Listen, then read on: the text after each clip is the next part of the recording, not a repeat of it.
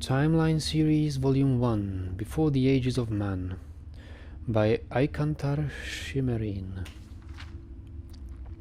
Before man came to rule Tamriel, and before the chronicles of historians recorded the affairs of rulers of Tamriel, the events of our world are known only through myths and legends, and through the divinely inspired teaching of the 9 divines. For convenience, historians divide the distant ages of prehistory into 2 broad periods of time, the Dawn Era and the Merethic Era. The Dawn Era. The Dawn Era is that period before the beginning of mortal time, when the feats of the gods take place.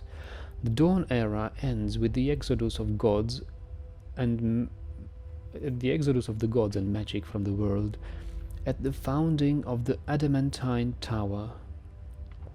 The term Merethic comes from the Nordic, literally era of the elves. The Merethic era is the prehistoric time after the exodus of the gods and magic from the world at the founding of the Adamantine Tower, and before the arrival of Isgramor the Nord in Tamriel.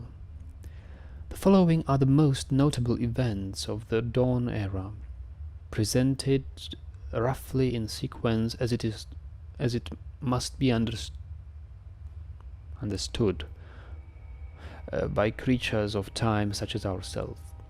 The cosmos formed from the orbis, that's chaos or totality, by Anu and Padomai. Akatosh Auriel formed and time began. The gods at Ada formed. Lorcan convinced or tricked the gods into creating the mortal plane, Nirn. The mortal plane was at this point highly magical and dangerous. As the gods walked, the physical makeup of the mortal plane and even the timeless continuity of existence itself became unstable. When Magnus, architect of the plans for the mortal world, decided to terminate the project, the gods convened at the Adamantine Tower, the Direni Tower, the oldest known structure in Tamriel, and decided what to do. Most left when magic did.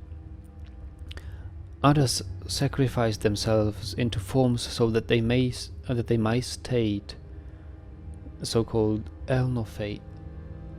Lorcan was condemned by the gods to exile in the mortal realms, and his heart was torn out and cast from the tower. Where it landed, a volcano formed. That may be the volcano in Morrowind.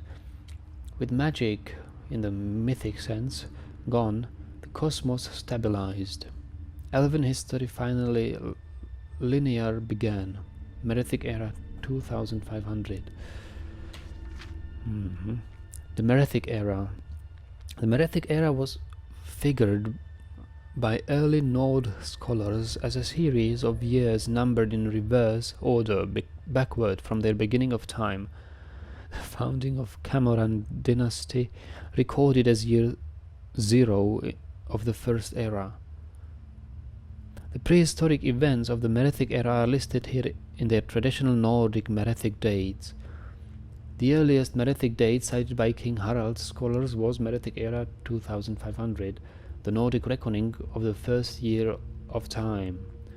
As such, the Merethic Era extends from 2500 in the distant past to Merethic Era 1, the year before founding of the Camoran dynasty and establishment of the White Gold Tower as an independent city-state.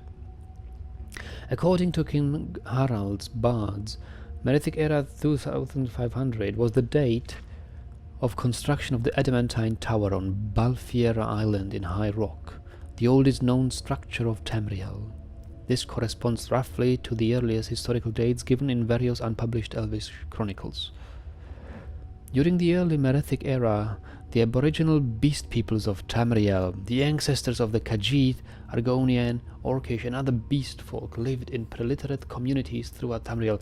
Here you go, here you see that we Khajiit, maybe Argonians as well, but we Khajiit lived here before every other human races came to Tamriel. This is the book. Here it is, black on white, written that we are the aboriginal people. In the Merethic era, the Aldmeri, mortals of elven origin, refugees, left their doomed and now lost continent of Aldmeris, also known as Old Elnofey, and settled in the southwestern Tamriel. The first colonies were distributed at the wide intervals on islands along the entire coast of Tamriel. Later, inland settlements were founded primarily in fertile lowlands in the southwest and central Tamriel. Southwest, that means, looks like the Argonian area, Leawin. No, that's actually southeast. That must be southwest. I forgot what land is in the southwest.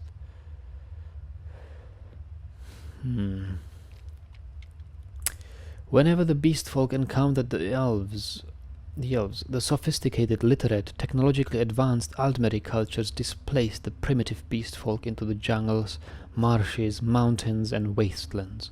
The adamantine tower was rediscovered and captured by the Direnni, a prominent and powerful Aldmeri clan.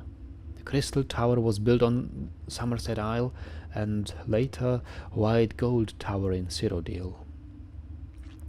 During the Middle Merethic era, Aldmeri explorers mapped the coasts of Vardenfell, building the first era High Elven Wizard Towers at Aldoredainia, Balfell, Tel Arun, and Tel Mora in Morrowind.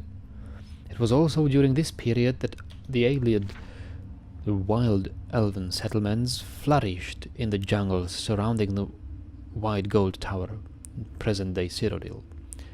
Wild elves, also known as the Heartland High Elves, preserved the Dawn-era magics and language of the Elnofey, ostensibly a tribute land to the High King of Alinor. The Heartland's long lines of communication from the Somerset Isles' sovereignty effectively isolated Cyrodiil from the High Kings at Crystal Tower.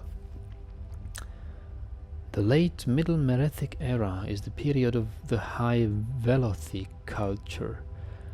The Chimera ancestors of the modern Dunmer, or Dark Elves, were dynamic, ambitious, long-lived elven clans devoted to fundamentalist ancestor worship. The Chimera clans followed the prophet Veloth out of the ancestral elven homelands in the southwest to settle in the lands now known as Morrowind. Despising the secular culture and profane practices of the Dwemer, the Chimera also coveted the lands and resources of the Dwemer, and for centuries provoked them with minor raids and territorial disputes. The Dwemer, the dwarves, free-thinking, reclusive elven clans devoted to the secrets of silence. So, are these Dwemer dwarves or elves?